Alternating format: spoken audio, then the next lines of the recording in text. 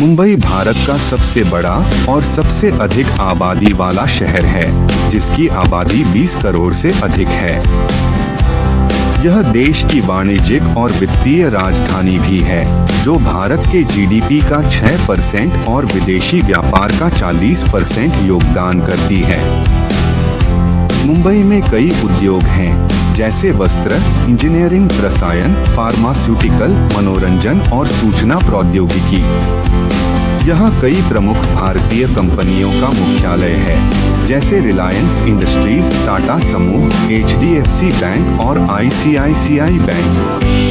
Mumbai banking, वित्त और share बाजारों का एक वैश्विक हब भी है, जिसमें Bombay stock exchange BSE Asia का सबसे पुराना और सबसे बड़ा है।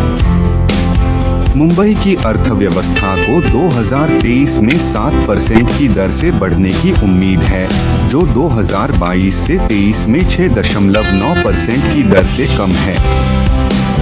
इसका कारण वैश्विक मंदी से शहर को मिलने वाले सीमित असर हैं, जिनसे शहर के व्यापार, निवेश और रोजगार पर प्रभाव पड़ता है।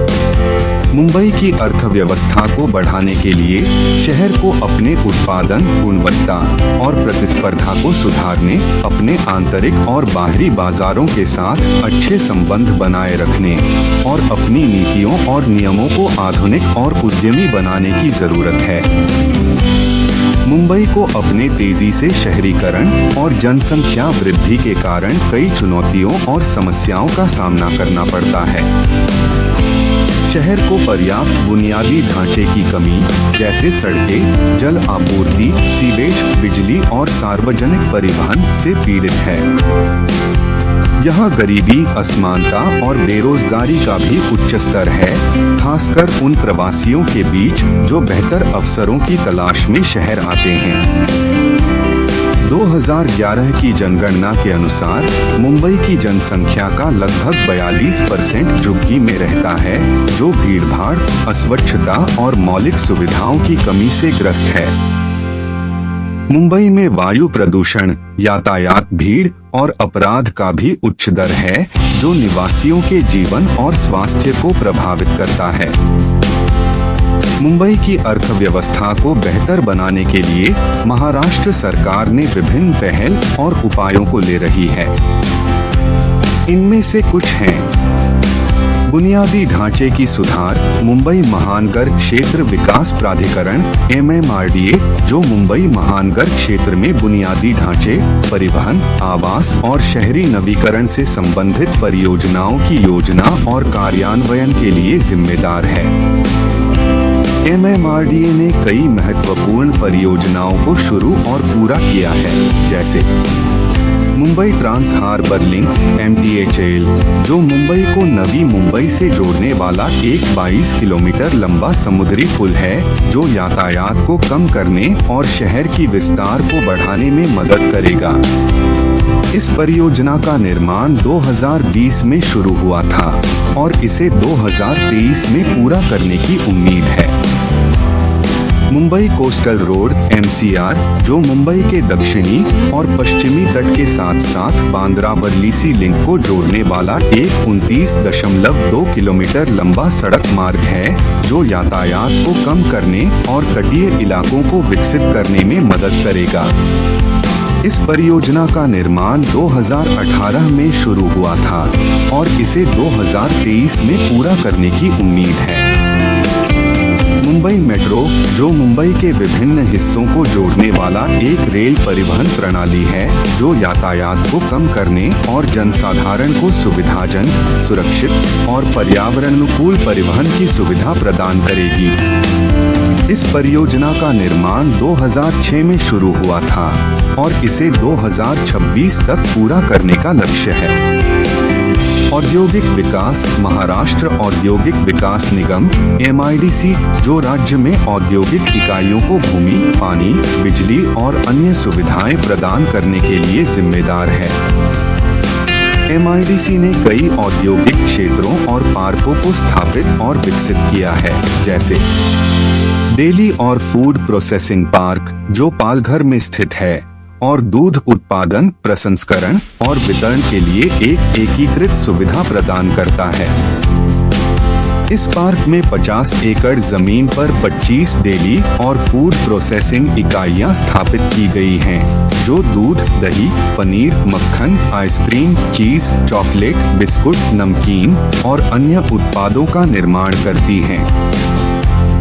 इलेक्ट्रॉनिक्स और आईटी पार्क, जो नागपुर में स्थित है और इलेक्ट्रॉनिक्स, सूचना प्रौद्योगिकी और टेलीकॉम के क्षेत्रों में उद्यमियों को आधुनिक और उच्च तकनीकी सुविधाएं प्रदान करता है। इस पार्क में 142 एकड़ जमीन पर 80 इलेक्ट्रॉन फार्मास्यूटिकल और बायोटेक पार्क, जो औरंगाबाद में स्थित है और फार्मास्यूटिकल, बायोटेक और आयुर्वेदिक उत्पादों के निर्माण, प्रसंस्करण और विकास के लिए एक विशेषज्ञता केंद्र है। इस पार्क में 230 एकड़ जमीन पर 50 फार्मास्यूटिकल और बायोटेक इकाइयां स्थापित की गई हैं, जो antibiotic, vaccine, injection, tablet, capsule, gel, lotion और अन्य उत्पादों का निर्माण करती हैं। आर्थिक सहायता और प्रोत्साहन। महाराष्ट्र आर्थिक विकास परिषद (MADC), जो राज्य सरकार और विश्व बैंक की एक संयुक्त पहल है, जो शहरी विकास और शासन के विभिन्न पहलुओं पर सरकार को तकनीकी सहायता और नीति सलाह प्रदान करता है। MADC ने कई आर्थिक और सामाजिक परियोजनाओं को आरंभ और समर्थन किया है, जैसे मुंबई शहरी विकास परियोजना (MUDP), जो मुंबई के शहरी इलाकों में बुनियादी ढांचे, आवास, जल आपूर्ति, सीवेज निर्माण, कचरा प्रबंधन और शहरी गरीबी उन्मूलन को सुधारने के लिए एक बहुवर्षीय परियोजना है। इस परियोजना का लक्ष्य 2023 तक 10 लाख लोगों को बेहतर जीवन स्तर प्रदान करना है।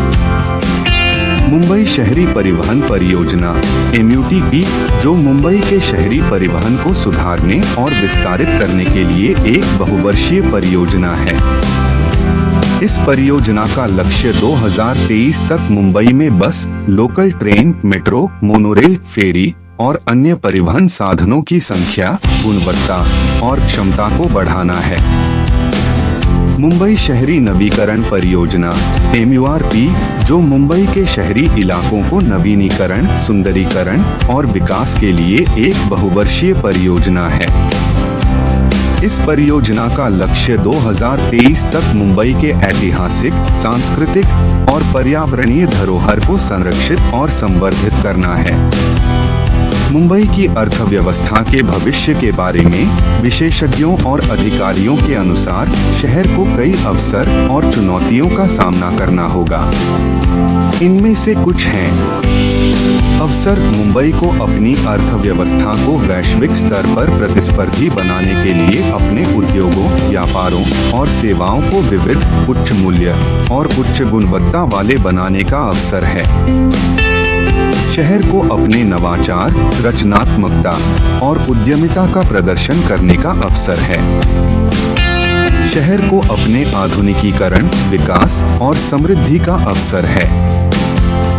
चुनौतियां। मुंबई को अपनी अर्थव्यवस्था को स्थिर, समावेशी और निर्भर बनाने के लिए अपनी आंतरिक और बाहरी चुनौतियों का सामना करना होगा। शहर को अपने जनसंख्या, शहरीकरण और पर्यावरण के प्रभाव को नियंत्रित करने का सामना करना होगा। शहर को अपने गरीबी, असमानता और अन्य सामाजिक मुद्दों को हल करने का सामना करना होगा। मुंबई की अर्थव्यवस्था का वर्तमान और भविष्य दोनों ही रोचक और महत्वपूर्ण हैं। शहर को अपने अवसरों का लाभ उठाना और अपनी चुनौतियों का सामना करना होगा। शहर को अपने लक्ष्यों को प्राप्त करने के लिए अपनी नीतियों, योजनाओं और कार्यों को लागू करना होगा। शहर को अपने निवासियों, उद्यमियों और साझेदारों के साथ सहयोग करना होगा। शहर को अपने आर्थिक विकास का एक उदाहरण बनना होगा।